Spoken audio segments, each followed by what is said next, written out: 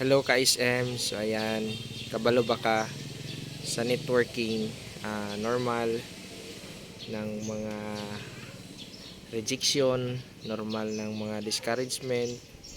Ay lang yun padala, padayon lang gud ka kay waampoy lami ato ang life kung wala tay challenges, wala tay mga pagsulay, wala tay mga trials nga maagian.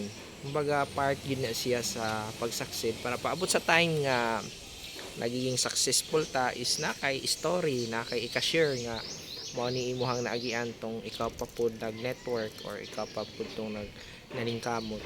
So ang pinaka the best ka SM, i-enjoy lang tapos ayaw lang gud na i-mind ng mga ingana kay normal man kana, dili man gid tanan tao mupalit, dili pud tanan tao pwede magnegosyo, dili pud ta pwede tanan madato kay sao na lang wala nay manarbaho, wala nay manano mo nang pag engage ka og business labi na sa ingani nga negosyo sa network marketing.